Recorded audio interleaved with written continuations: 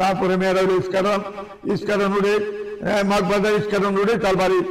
মেয়েটা 82-তে জন্ম, তার কোনো ছেলে সন্তান হবে না। পাসপোর্ট 3.5 জাহাজ, বিয়ে পাস করেছেন। ফাতেমা খান মেয়েটার নাম। মেয়েটা নামাজি এবং ধার্মিক। বন্ধ মিডিয়ার মাধ্যমে যোগাযোগ করি, তার ঠিকানা খুঁজে নেবেন। আসুন আমাদের নির্বাচিত প্রতিষ্ঠানে যোগাযোগ করলে তার ঠিকানা অবশ্যই খুঁজে নিতে পারবেন। তারপরে মেয়েটা হলো তানজিন আমিন। তানজিন আমিন মেয়েটার বাবার নাম হলো শিল্পপতি রুহুল আমিন সাহেব। রুহুল আমিন সাহেব মিরপুরের মধ্যে জমিদার ফ্যামিলি, এবং মিরপুর স্টেডিয়ামের পাশে এক নামে রুহুল আমিন সাহেবের বাড়ি বলে এক নামে চিনি। এই ব্লকে তার বাড়ি, 6 নম্বর রোডে এই ব্লকে তার বাড়ি। তার বসন্তলা সিটি মানে যেটা নাকি আপনার পান্থপথের পাশে, যেটা বসন্তলা সিটি, ওইখানে তার 5টা দোকান রয়েছে। একটা দোকানের দাম 10 কোটি টাকা। তখনকার সময় 10 কোটি টাকা একটা দোকানের দাম। তখনকার সময় সে 5টা দোকান এখানে নিয়ে যায়।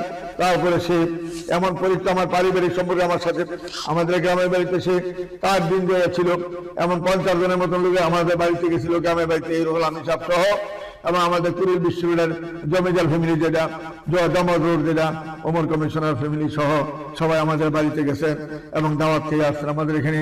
কাজে আমার পারিবারিক সম্পর্ক তাদের সাথে। এই মেয়েটাকে যে গ্রহণ করবেন, এই ব্লকে 6 নম্বর রোডে যে বাড়িটা রুহুল আমিন সাহেবের, পুরো 6 তলা বাইরেই মেয়ের নামে দেওয়া হয়েছে। মেয়ের মাটা কিছুদিন আগে হঠাৎ করে মারা যায়, এবং মেয়ের ফ্যামিলিতে দুই ভাই দুই বোন। তারা দুই বোনই, বড় বোন আমার হাতে বিয়ে হয়েছে, বড় বোন 3 নম্বর সেক্টরে আমি বিয়ে দিয়েছি, এবং ভাই একটা বিয়ে করেছি, ভাইও জমিদার ফ্যামিলিতে বিয়ে করেছে। যদি কোনো ভালো ছেলে থাকেন, বন্ধন মিডিয়ার মাধ্যমে যোগাযোগ করি। এই রুহুল আমিন সাহেবের মেয়েটাকে যদি গ্রহণ করেন, ভালো একটা ফ্যামিলি পাবেন, ভদ্র নম্র একটা ফ্যামিলি পাবেন।